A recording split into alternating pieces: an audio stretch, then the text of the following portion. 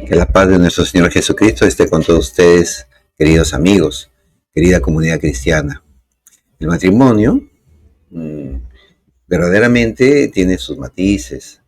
Eh, Vemos buenos matrimonios, malos matrimonios, y la televisión, el cine se han encargado de hacer parecer que el matrimonio mata el amor y que las muchas cosas negativas son las que más se difunden en esta relación de amor preciosa que debe crecer, pero que lamentablemente eh, hombre o mujer eh, no se ayudan mutuamente para poder evolucionar en el amor, en el perdón, en esta escuela de vida que es el matrimonio, en el que lejos de convertirnos en enemigos, eh, más que socios, somos aliados, porque el matrimonio es una alianza de amor para crecer en el amor, para ayudarse mutuamente. Y lamentablemente muchos cónyuges no llegan o no llegaron a comprender el significado del matrimonio.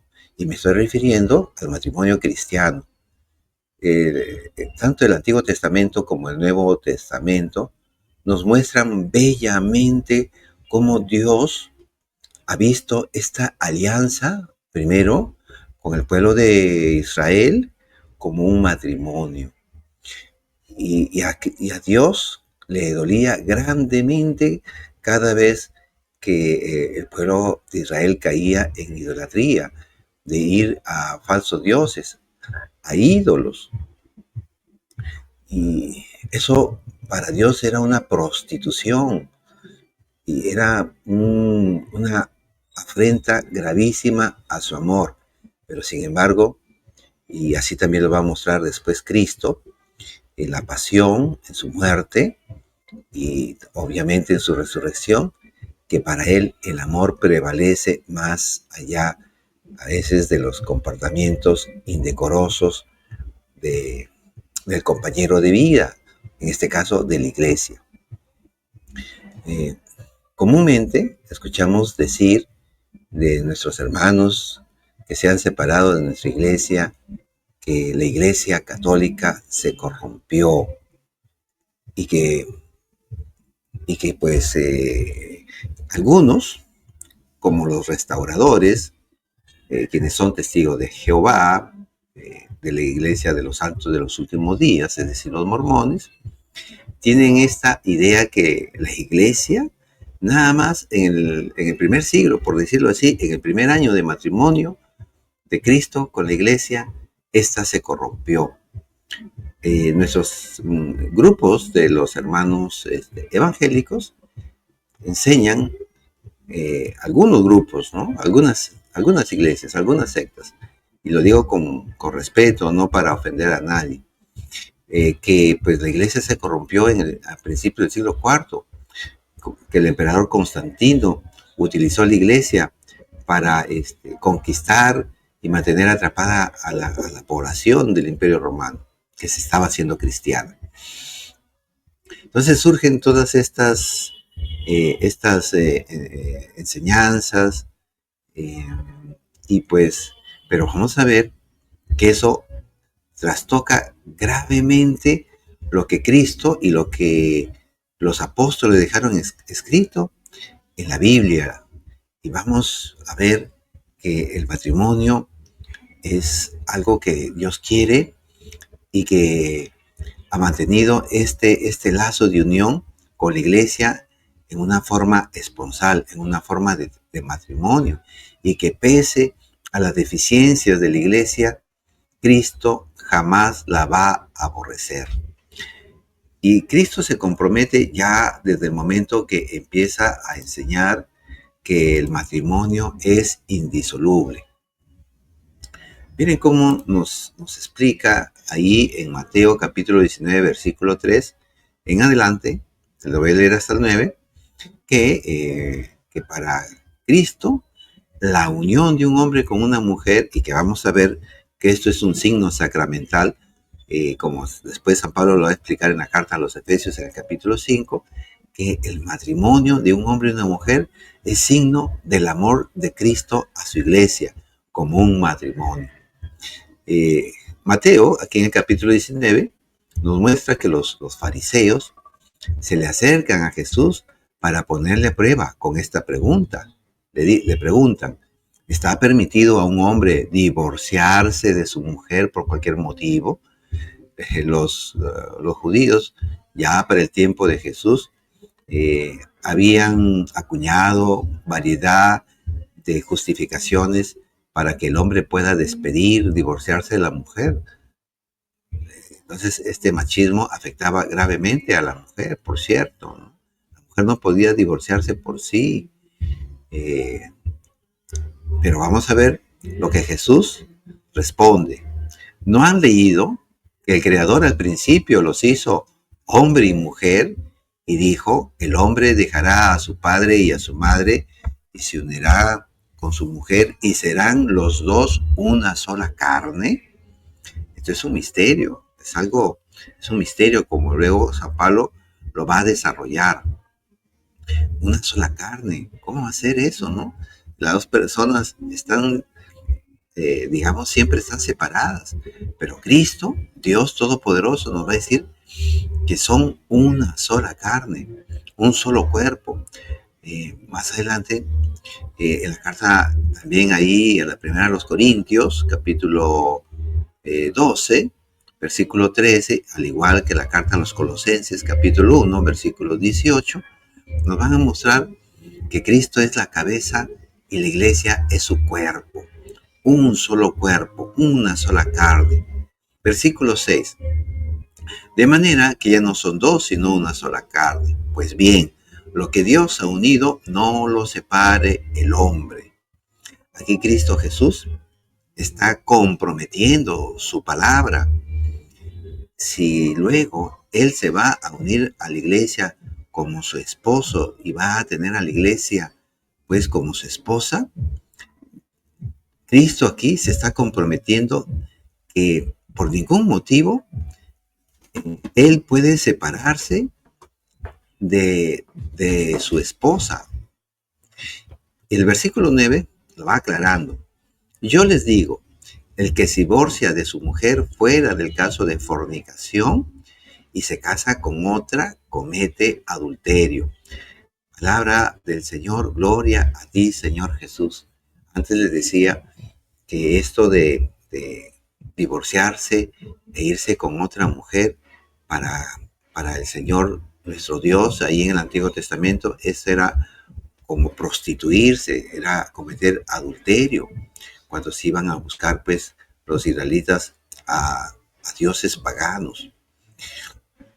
Ahora, quiero compartirles también y anunciarles el Evangelio según San Mateo. Gloria a ti, Señor.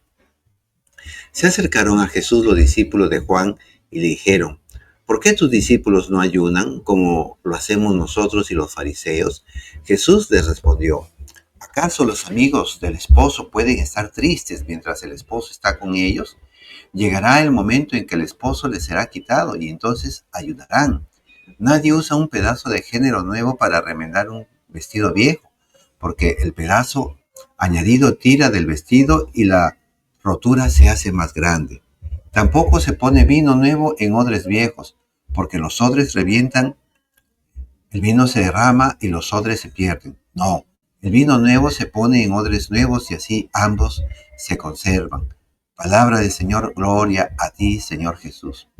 El texto ha sido tomado de San Mateo capítulo 9, versículos 14 al 17 y corresponde al sábado de la 13ª semana del tiempo ordinario, 5 de julio de 2025. Bien, aquí nos habla de la alegría del matrimonio, algo que no jamás debería dejar de pasar, de vivirse en los matrimonios, estar contentos, el esposo con la esposa. Y eso se puede lograr cuando con prontitud se perdonan las ofensas, cuando se van, digamos, sobrellevando con amor, con paciencia, los defectos de la persona, cuando las correcciones son fraternas, cuando se cuida al uno al otro, con detalles de llevarse, por ejemplo, eh, la comida a la cama o de adelantarse a servir al otro, quién ama primero, quién perdona primero. Así se va formando el matrimonio, cuidando el hombre y también la mujer de no de estar involucrándose en formas amicales demasiado, digamos, íntimas con compañeros, con amigos, evitando esas circunstancias, esas ocasiones, rezando juntos, yendo a misa juntos, nutriéndose de la Eucaristía juntos. Ese, esa alegría de matrimonio, de estar con el esposo, como lo acabamos de ver aquí en el Evangelio, ¿no? De Mateo, como dice Jesús, ¿acaso los amigos del esposo pueden estar tristes mientras el esposo está con ellos? No, o sea, para nada, uno tiene que vivir esta alegría del matrimonio. Eh, el problema de que se dan divorcios es porque no se creció en este amor, solamente se quedó ahí en la pasión, en una idealización de la pareja que iba a ser perfecta, una idealización de un sexo, de una vida sexual eh, desordenada entre el marido y la mujer. A veces las imágenes que se ven ahí, pues, en la pornografía, son degradantes y desviaciones de una relación íntima que debe ser bella, sí, con amor, con caricias, algunas posturas aceptables, que no afecten la moral de la persona. La vida sexual tiene que ser alegre, nos enseña ahí el catecismo. Pero dice, llegará el momento en que el esposo le será quitado, entonces ayudarán. Obviamente hay momentos difíciles. Aquí el esposo, Jesús, fue quitado a la iglesia en la muerte, esos 3 días. Y la iglesia eh, lloró, tuvo este llanto, hizo este luto. Esos días se quitaron las ganas de comer, la tristeza invadió a toda la iglesia. Entonces, pero en vida a la iglesia,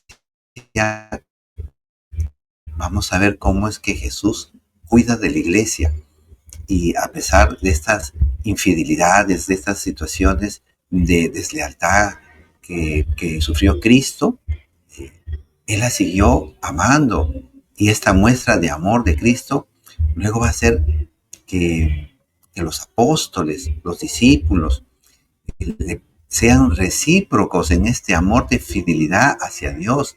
Tanto así que Pedro, Pablo, Mateo y todos los demás apóstoles murieron mártires, entregando su vida y su amor por Cristo. Y así es como deben amar los maridos a sus esposas, darles la vida a las esposas y las esposas ser respetuosas, como dice el texto de Efesios 5:23, sumisas, no en el sentido de una sumisión de esclavitud, no en una sumisión de alienación, no, sino de un amor respetuoso. Qué bonito Jesucristo. Luego San Pablo nos va a mostrar cómo es que Jesucristo cuida a la iglesia. Aquí en la carta a los Efesios nos muestra San Pablo cómo debe la iglesia debe darse a Cristo y cómo Cristo se da a la iglesia. Miren, qué bonito el texto que San Pablo nos regala aquí en Efesios capítulo 5, versículo 25. Maridos, amen a sus esposas como Cristo amó a la iglesia y se entregó a sí mismo por ella. O sea, dio su vida por su esposa. Así nosotros, los esposos, los maridos, tenemos que amar así a nuestras esposas, que nuestra vida sea para ellas, para nuestros hijos, para la familia. Como dice el padre Luis Toro, que los amigos, ¿qué me importa lo que digan los amigos? Yo me he casado con esta mujer para amarla toda la vida, para irme preparando con ella para ese amor eterno en el que ya mi unión va a ser con Cristo, con el Padre y con el Espíritu Santo. Y miren por qué aquí San Pablo nos va a explicar por qué Cristo jamás, jamás de los jamases va a aborrecer a la iglesia y la va a querer reformar allá como en el siglo XVI con la reforma protestante o estos disque restauradores de la iglesia que son, y con respeto se les trata a los hermanos mormones, a los hermanos testigos de Jehová, pero Cristo acá no dice que la iglesia se va a corromper, al contrario, que la va a cuidar y la va a mantener santa e inmaculada. Vamos al versículo 26, estamos en la carta a los Efesios capítulo 5, versículos 26 en adelante. Y después de bañarla, o sea, la iglesia, en el agua y la palabra para purificarla, la hizo santa. No la hizo corrupta, la hizo santa. Bañarla en el agua y la palabra. Aquí se está refiriendo al bautismo. Y la palabra en la catequesis y también en la liturgia del bautismo se anuncia la palabra de Dios. Entonces, aquí se está mostrando que a través del bautismo y la prédica, Cristo la purifica a la iglesia y la hace santa.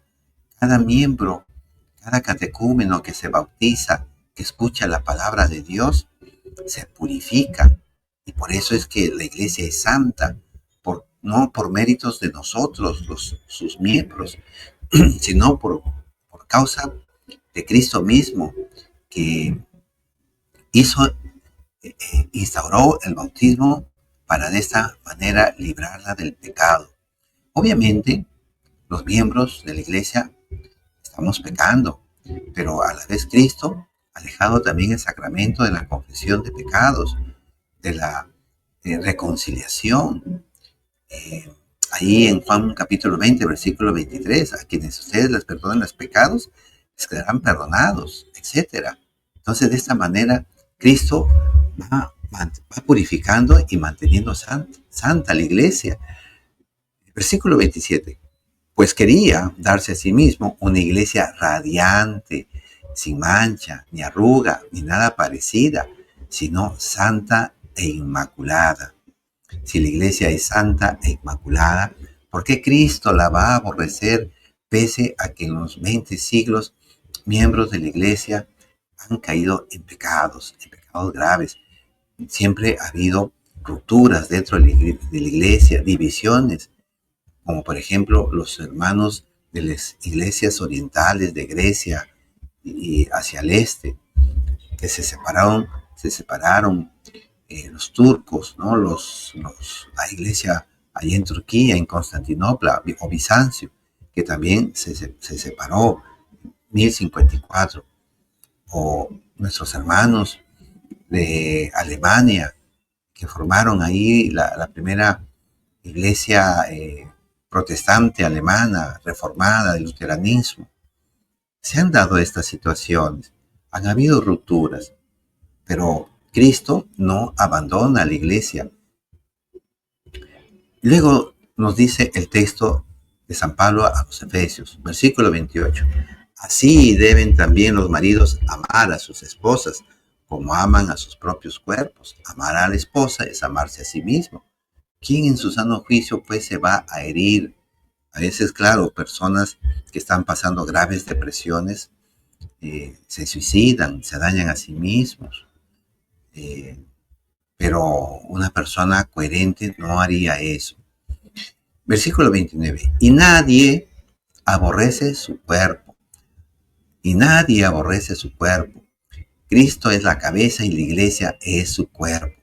Hay una unión, una alianza ahí esponsal, mística entre Cristo y la iglesia, que es su cuerpo. Al contrario, la alimenta y lo cuida, lo alimenta y lo cuida.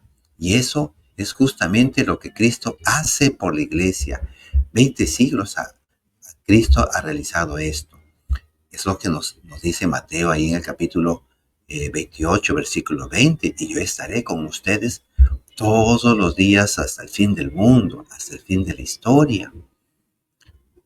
Decir que la iglesia se corrompió es ser lo más antibíblico, es ir en contra de las propias escrituras, es ir en contra de Cristo mismo, que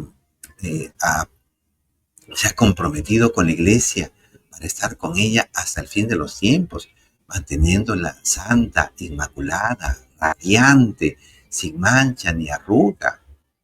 Esto es precioso. Quien no entienda estos textos bíblicos es penoso, es triste. Versículo 30, pues nosotros somos parte de su cuerpo.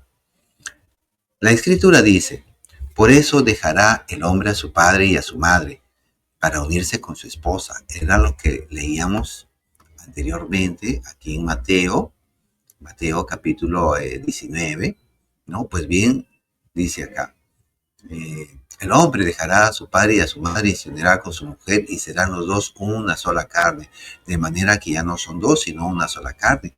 Cristo, antes de su pasión, muerte y resurrección, se estaba comprometiendo en matrimonio ya con la iglesia. Y aquí está empeñando su palabra, ¿no? Pues bien, lo que Dios ha unido no lo separe el hombre. Así la amada pueda caer en infidelidad. No hay separación, no hay separación. Bien, continuemos con Efesios. Estamos terminando. La escritura dice, por eso dejará el hombre a su padre y a su madre para unirse con su esposa, y los dos no formarán sino un solo ser. Y presten atención lo que aquí nos va a decir San Pablo. Este es un misterio muy grande, pues lo refiero a Cristo y a la iglesia. Y los dos formarán sino un solo ser. Y eso es lo que es Cristo con la iglesia, un solo ser, un solo cuerpo, en la cabeza y nosotros sus miembros, el cuerpo. Palabra de Dios, te alabamos, Señor. No, Cristo jamás abandonaría ni dejaría a su iglesia. Eso sería ir en contra de su propia palabra. Entonces, hermanos, el texto que estamos leyendo terminaba diciendo, tampoco se pone vino nuevo en odres viejos, porque los odres revientan, el vino se derrama y los odres se pierden. No, el vino nuevo se pone en odres nuevos y así ambos se conservan. Bueno, fuimos bautizados, se nos regeneró nuestra alma y estamos llamados a que este nuevo ser que sale del agua bautismal también tiene que llenarse de santidad, de pureza, de estar inmaculados y estar santos, de renovar nuestros pensamientos, ya no del hombre viejo, sino del hombre nuevo en Cristo Jesús formado en el amor, en el respeto al prójimo, en respetar los bienes ajenos, en cuidar a nuestros padres ancianos, de ser fieles a nuestras esposas, al esposo, de conocer cómo perdonar con prontitud, mantenernos mansos en el buen sentido de la palabra, cuando surgen, digamos, conflictos, a veces pleitos en el hogar, ¿no? El que calla es el que se domina y así los pleitos se aplacan. Obviamente no me estoy refiriendo a casos graves de violencia familiar o de adulterio. la persona en estos casos tiene todo el derecho de separarse, pero no de divorciarse, y buscar formas de cómo lograr que la otra pareja pueda sanar heridas. Una vez sanadas las heridas, puede llevarse un mejor matrimonio. Obviamente eso es muy difícil, pero con oración, con la vida sacramental, con la profundización de la palabra de Dios, la persona se ilumina con esta palabra de Dios que es tan cortante como espada de doble filo, y con los sacramentos. Dejar que la vida de Cristo en la Eucaristía, el Espíritu Santo en la confesión, el Padre Celestial ahí también, nos llenen de su vida, de su amor. Que el Señor Dios Todopoderoso los bendiga y los guarde siempre.